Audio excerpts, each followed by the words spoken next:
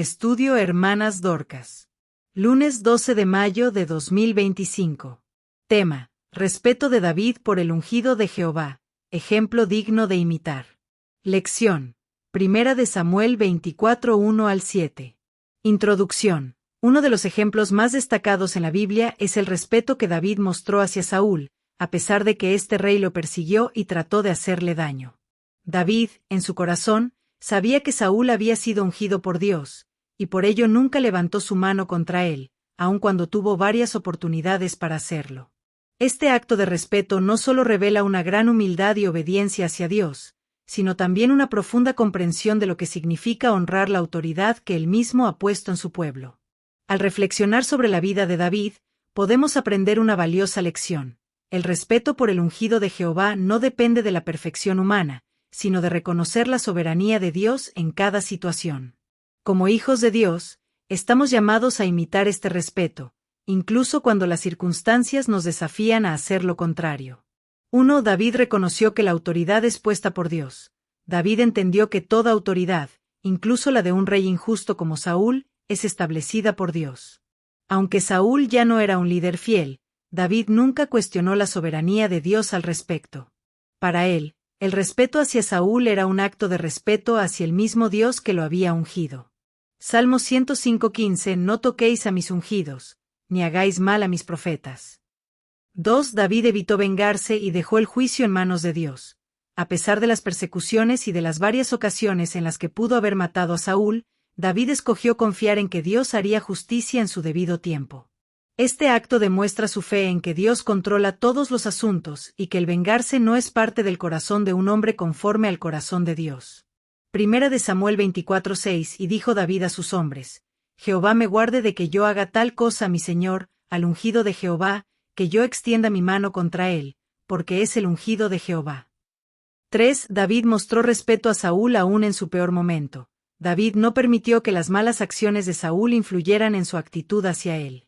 Aunque Saúl intentaba matarlo y había perdido su camino, David mantuvo su respeto hacia el rey, sabiendo que aún era el ungido de Dios. Primera de Samuel 26:5. Y David, después de levantar su rostro, vio el lugar donde Saúl había acampado, y vio a Saúl que estaba dormido, y Abner hijo de Ner, general del ejército, y Saúl estaban acostados. 4. David no aprovechó las debilidades de Saúl para sublevarse. Cuando Saúl se encontraba vulnerable, rodeado por su propio ejército, David tuvo la oportunidad de tomar el reino para sí mismo, pero en lugar de aprovechar esa ocasión, optó por hacerle ver a Saúl su error de forma respetuosa. Primera de Samuel 24:4. Y dijo David a Saúl: He aquí el día de que Jehová te dijo: Te entregaré a tu enemigo en tu mano, y harás con él lo que bien te parezca. Entonces David se levantó, y cortó el borde del manto de Saúl sigilosamente. 5. David mostró humildad al no querer recibir honor por su respeto. David se negó a que otros lo aplaudieran por no haber matado a Saúl. Él entendió que este respeto no era un acto de su bondad, sino una muestra de su obediencia a Dios. David no buscaba gloria personal, sino honrar la voluntad de Dios. Primera Samuel 24:16. Y cuando David hubo dicho estas palabras a Saúl, Saúl dijo: ¿No es esta la voz tuya, hijo mío David? Y alzó Saúl su voz, y lloró. 6. David oró por sus enemigos, incluyendo a Saúl. David no solo mostró respeto hacia Saúl en su comportamiento, sino también en su corazón. Oró por Saúl y lo bendijo en momentos en los que podía haberle deseado mal. Este ejemplo de misericordia y oración por el prójimo es una actitud que debemos cultivar en nuestro caminar cristiano. Primera de Samuel 26:23. Jehová pague a cada uno conforme a su justicia y su fidelidad, porque hoy te ha entregado Jehová en mi mano, y yo no quise extender mi mano contra el ungido de Jehová. 7. David honró la voluntad de Dios por encima de su propio deseo. David mostró que su respeto por el ungido de Jehová iba más allá de una simple acción o gesto. Su disposición a esperar el tiempo de Dios para recibir el reino, en lugar de adelantarse a los deseos de su propio corazón, demuestra su firme confianza en el plan divino. Primera de Samuel 26:9. Y David dijo a Abisai: No lo mates, porque ¿quién extenderá su mano contra el ungido de Jehová y será inocente? Conclusión. El ejemplo de David nos enseña que el respeto hacia aquellos que Dios ha colocado en autoridad no debe depender de sus acciones, sino de la soberanía de Dios. Debemos ser humildes, pacientes y confiados en que Dios es quien establece y quita reyes, y que, al final, nuestra obediencia y respeto hacia sus ungidos refleja nuestra obediencia y respeto hacia Él mismo. Sigamos el ejemplo de David, quien, aun en las situaciones más difíciles, honró el mandato de Dios con un corazón recto. Actitud insistente y vengativa del enemigo contra los hijos de Dios. Versículos 1 al 3. Léase, San Lucas 4:13, Primera de Pedro 5:8. Introducción. Satanás, como un león rugiente, no descansa en su intento de apartarnos del camino de la fe, de debilitar nuestra confianza en Dios y de sembrar la duda en nuestros corazones. Esta actitud persistente y vengativa del enemigo no es algo nuevo. A lo largo de la historia bíblica vemos cómo los hijos de Dios han sido objeto de ataques implacables, desde los tiempos de Adán y Eva hasta los primeros cristianos en el Nuevo Testamento. La enemistad del enemigo no se limita a un solo ataque, es una estrategia continua, diseñada para desanimarnos y hacernos caer en la tentación. Su objetivo es sembrar desconfianza, dividir, robar la paz, en última instancia, apartarnos del propósito divino en nuestras vidas. Pero, a pesar de la persistencia de estos ataques, es importante recordar que Dios no nos deja solos en la batalla. Él nos ha dado la victoria a través de Jesucristo y nos ha otorgado poder para resistir al enemigo. 1. El enemigo no descansa en su lucha contra los hijos de Dios. El enemigo es implacable y su ataque no tiene fin. Cada día busca nuevas formas de debilitar nuestra fe, ya sea a través de la tentación, la persecución, las pruebas o el engaño. Satanás sabe que su tiempo es corto y por eso redobla sus esfuerzos para arrastrarnos al pecado y a la desesperación. Primera de Pedro 5:8, Satanás anda como león rugiente, buscando a quien devorar. 2. El enemigo utiliza la mentira para distorsionar la verdad de Dios. Una de las tácticas más antiguas del enemigo es la mentira. Así como engañó a Eva en el jardín del Edén, él continúa distorsionando la verdad para apartar a los hijos de Dios de su propósito. La mentira es su herramienta más poderosa, pues al engañarnos sobre la naturaleza de Dios, podemos caer en desesperación o duda. San Juan 8:44, cuando habla mentira, de suyo habla, porque es mentiroso, y padre de mentira. 3. El enemigo siembra divisiones dentro del cuerpo de Cristo. El diablo sabe que, si puede dividir a los creyentes, puede debilitarnos. Su objetivo es crear disputas, malentendidos y desconfianza entre los hermanos. La división en la Iglesia es uno de sus métodos más eficaces para debilitar la unidad que debe existir en el cuerpo de Cristo. Primera de Juan 2:21, por eso os escribo estas cosas, para que no os engañéis, porque no hay mentira en la verdad. 4. El enemigo ataca nuestras emociones para robar nuestra paz.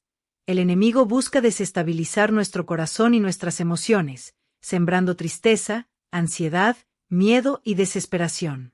Al tocar nuestras emociones, intenta alejarnos de la paz que Dios nos da y hacernos sentir incapaces de superar cualquier situación. San Juan 14:1, no se turbe vuestro corazón, creed en Dios, creed también en mí. 5. El enemigo usa las circunstancias para tentarnos a dudar de Dios. Cuando enfrentamos problemas o adversidades, el enemigo intenta aprovechar esas circunstancias para hacernos dudar de la fidelidad de Dios. Quiere que pensemos que Dios no está con nosotros, o que Él no responderá a nuestras oraciones, pero esto es solo una táctica para apartarnos de la fe. Hebreos 13:5, ¿acaso Dios no dijo, no te dejaré ni te desampararé? 6. El enemigo se aprovecha de nuestras debilidades para atacarnos. El diablo observa nuestras debilidades y sabe dónde somos más vulnerables. Ya sea a través de nuestras pasiones desordenadas, inseguridades, o áreas no santificadas, él intenta entrar por esos huecos para llevarnos a la tentación y a la caída. La lucha espiritual requiere que estemos vigilantes sobre nuestras debilidades. Primera de Pedro 5:8, sed sobrios, y velad, porque vuestro adversario el diablo, como león rugiente, anda alrededor buscando a quien devorar. 7. El enemigo intenta robarnos la esperanza en Cristo. El objetivo final del enemigo es que perdamos la esperanza en la salvación y el poder de Cristo. Al hacernos mirar nuestras fallas, nuestras luchas y nuestras imperfecciones, intenta que dudemos de la victoria que ya tenemos en Cristo. Pero nuestra esperanza no depende de lo que somos, sino de lo que Él ha hecho por nosotros. Romanos 16:20 Y el Dios de paz aplastará en breve a Satanás bajo vuestros pies. La gracia de nuestro Señor Jesucristo sea con vosotros. Conclusión. A pesar de la actitud insistente y vengativa del enemigo, debemos recordar que nuestro Dios es más grande que cualquier ataque del diablo. Él ha prometido que no seremos tentados más allá de lo que podemos resistir, y que en Cristo somos más que vencedores. Nuestro papel es estar firmes en la fe, resistir al diablo y confiar en las promesas de Dios, sabiendo que Él nos dará la victoria. La lucha es real, pero la victoria es segura en Cristo. Segundo título. Malos consejeros causan turbación en el pueblo de Dios. Versículos 4 y 5. Léase Primera de Reyes 12:8 al 14. Salmo 1:1. Introducción. La Biblia nos enseña que el consejo de los sabios es como una lámpara que guía por el camino correcto, pero el consejo de los malos es como tinieblas que nos conducen hacia la destrucción. Los malos consejeros actúan con una agenda propia, ya sea por ignorancia, ambición, resentimiento, o simplemente por no tener la revelación y el temor de Dios. Su propósito no es edificar la iglesia ni glorificar a Dios, sino promover sus propios intereses, aun a expensas del bienestar espiritual de los demás. Los malos consejeros pueden distorsionar la verdad, manipular la palabra de Dios para adaptarla a sus deseos, sembrar dudas entre los hermanos, y causar divisiones que debilitan la unidad del cuerpo de Cristo. Su consejo no solo es erróneo, sino que puede llevar a decisiones que afectan la vida personal, familiar y ministerial de los creyentes. Por ello, la Escritura nos exhorta a estar alerta, a discernir el consejo que recibimos, y a buscar siempre la sabiduría que proviene de Dios, que es pura, pacífica y llena de misericordia. El impacto de los malos consejeros es particularmente peligroso cuando son capaces de influir en líderes o personas con autoridad dentro de la iglesia, pues pueden cambiar la dirección de la congregación y desviar a muchos de la voluntad de Dios. Estos individuos, que muchas veces se presentan como sabios o experimentados, pueden persuadir a otros con argumentos lógicos o carismáticos, pero que carecen del fundamento espiritual adecuado. 1. Los malos consejeros distorsionan la verdad de Dios. Uno de los mayores peligros de los malos consejeros es que distorsionan la verdad de la palabra de Dios. Pueden usar citas bíblicas fuera de contexto, torcer la Escritura para ajustarla a sus propios intereses, o manipular la verdad para que se acomode a sus deseos. Esto genera confusión y hace que los creyentes tomen decisiones equivocadas. San Mateo 15:14 Si los ciegos guían a los ciegos, ambos caerán en el hoyo. 2. Los malos consejeros siembran discordia entre los hermanos. Los malos consejeros suelen ser fuente de divisiones dentro del pueblo de Dios. A través de chismes, rumores y mentiras, buscan crear desconfianza y división entre los creyentes. Su actitud destructiva no solo afecta las relaciones entre individuos, sino que también daña la unidad de la iglesia, que es fundamental para el avance del reino de Dios. Proverbios 6:16 al 19 6 cosas aborrece Jehová, y aun 7 abomina su alma: ojos altivos, lengua mentirosa, manos derramadoras de sangre inocente, corazón que maquina pensamientos inicuos, pies presurosos para correr al mal, testigo falso que habla mentiras, y el que siembra discordia entre hermanos. 3. Los malos consejeros llevan a decisiones impías y desobedientes. El consejo de los malos no solo es erróneo, sino que puede llevar a decisiones que no están alineadas con la voluntad de Dios. Sus sugerencias pueden parecer atractivas o lógicas desde una perspectiva humana, pero siempre están alejadas de lo que Dios ha establecido en su palabra, llevando a los creyentes a vivir en desobediencia. Proverbios 4:19 El camino del impío es como la oscuridad, no saben en qué tropiezan. 4. Los malos consejeros buscan su propio beneficio, no el bien del pueblo de Dios. A menudo, los malos consejeros tienen intereses propios. Pueden estar motivados por el deseo de poder, control, reconocimiento o ganancia personal. Su consejo no está dirigido a edificar el cuerpo de Cristo, sino a promover sus propios intereses, aunque esto signifique perjudicar a otros. Tito 1:11 Porque los predicadores de ganancia deshonesta, que por lucro predican, buscan su propio interés. Los malos consejeros se oponen a la corrección y la admonición bíblica. Los malos consejeros se niegan a aceptar la corrección y la admonición bíblica. A menudo, se sienten ofendidos cuando se les señala que su consejo es incorrecto y reaccionan con orgullo o indiferencia. Su falta de humildad para escuchar y aprender de la palabra de Dios los hace aún más peligrosos, ya que alejan a los creyentes de la verdad. Proverbios 10:8 El sabio de corazón recibirá los mandamientos, mas el necio de labios caerá. Conclusión. Es crucial que los hijos de Dios se mantengan firmes en la verdad, atentos a las voces que escuchan y sabiendo distinguir entre el consejo sabio que edifica y el consejo erróneo que destruye.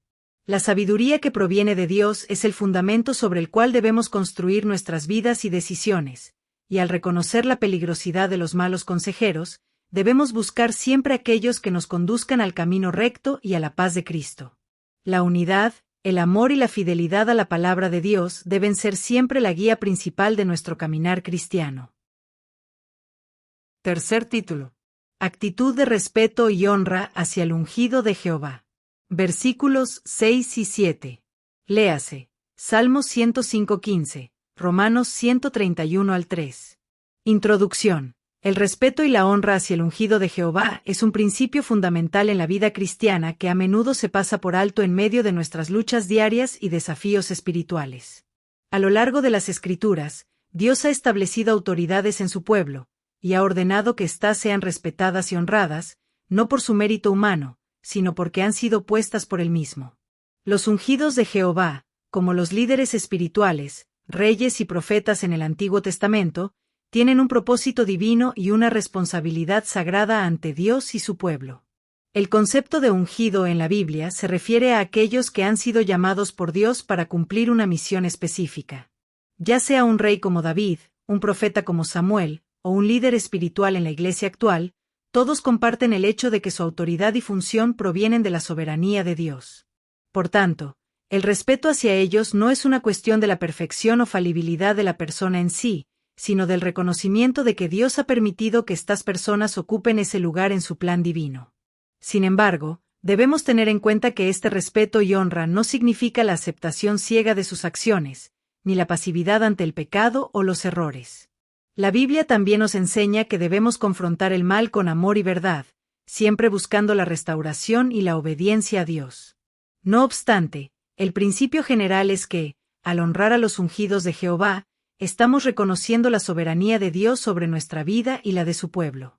Este tema es de vital importancia, ya que la falta de respeto hacia aquellos que Dios ha puesto en posiciones de autoridad puede traer caos y división dentro del cuerpo de Cristo. La unidad de la Iglesia depende en gran medida del respeto mutuo entre todos sus miembros, especialmente lo que respecta a aquellos que tienen el llamado y la responsabilidad de guiar al pueblo de Dios. El honrar al ungido de Jehová no solo fortalece la Iglesia, sino que también nos ayuda a vivir en obediencia a las directrices divinas, demostrando que confiamos en la sabiduría y el plan de Dios, incluso cuando no entendemos completamente las circunstancias. 1. El ungido de Jehová es una autoridad establecida por Dios. Dios, en su soberanía, ha establecido autoridades sobre su pueblo. El ungido de Jehová, ya sea un rey, profeta o líder espiritual, es colocado en esa posición por el propio Dios. Respetar a los ungidos es reconocer que su autoridad no es de origen humano, sino divino. Salmo 105:15 No toquéis a mis ungidos, ni hagáis mal a mis profetas. 2. El respeto hacia el ungido de Jehová refleja nuestra obediencia a Dios. Cuando honramos y respetamos a aquellos que Dios ha puesto como líderes, estamos mostrando nuestra obediencia a Él. No se trata solo de una actitud hacia un ser humano, sino de un acto de reverencia a la voluntad de Dios, quien es el que coloca a cada uno en su lugar. San Mateo 10:40 El que a vosotros recibe, a mí me recibe, y el que a mí recibe, recibe al que me envió. 3. La honra hacia el ungido de Jehová promueve la unidad en el cuerpo de Cristo. El respeto hacia los líderes espirituales fomenta la unidad dentro de la Iglesia. Cuando hay desorden o falta de respeto hacia aquellos que guían a la congregación, la división y la confusión se infiltran en el pueblo de Dios. La honra mantiene la paz y la cohesión entre los miembros de la Iglesia. 1 a los Tesalonicenses 5:12 y 13 Os ruego, hermanos, que reconozcáis a los que trabajan entre vosotros, y os presiden en el Señor, y os amonestan, y que los tengáis en mucha estima y amor por causa de su obra. Tened paz entre vosotros. 4. El respeto no depende de la perfección del ungido, sino del llamado de Dios. El respeto hacia el ungido de Jehová no se basa en la perfección del líder, sino en el reconocimiento de que ha sido llamado por Dios. Aun cuando un líder comete errores, debemos honrar la posición que Dios le ha dado y orar por su restauración, sabiendo que todos somos imperfectos ante los ojos de Dios. Primera de Crónicas 16:22. No toquéis a mis ungidos, ni hagáis mal a mis profetas. 5. La desobediencia al respeto hacia el ungido de Jehová trae consecuencias negativas. La falta de respeto o desobediencia hacia el ungido de Jehová puede traer consecuencias graves, tanto para aquellos que deshonran como para la comunidad en general. El pueblo de Israel experimentó desdicha cuando no mostró respeto por sus líderes ungidos.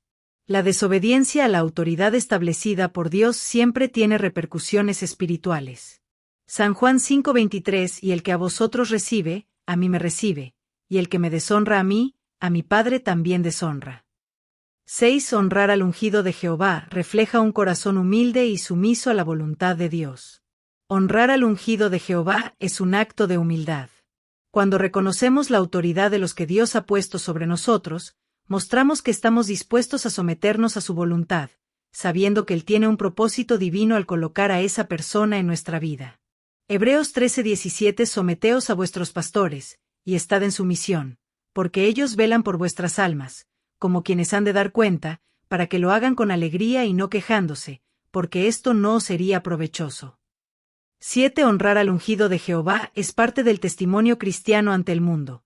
El respeto hacia aquellos que Dios ha ungido no solo es un principio espiritual, sino también una forma de testificar al mundo la obediencia y el amor que tenemos hacia Dios. Cuando mostramos respeto por la autoridad que Él ha establecido, damos testimonio de la obediencia a su soberanía y de la unidad que debemos tener como cuerpo de Cristo. San Mateo 5:16. Así alumbre vuestra luz delante de los hombres, para que vean vuestras buenas obras, y glorifiquen a vuestro Padre que está en los cielos. Conclusión. La actitud de respeto y honra hacia el ungido de Jehová es fundamental para mantener la unidad, la paz y el orden dentro del pueblo de Dios. Al honrar a los líderes espirituales que Dios ha puesto sobre nosotros, no solo estamos reconociendo su autoridad, sino también mostrando nuestra obediencia y reverencia a Dios. Este respeto refleja la humildad de un corazón que entiende que Dios, en su soberanía, ha colocado a estos hombres y mujeres para guiarnos en su voluntad. Es un principio que fortalece tanto nuestra relación personal con Dios como nuestra relación con el cuerpo de Cristo.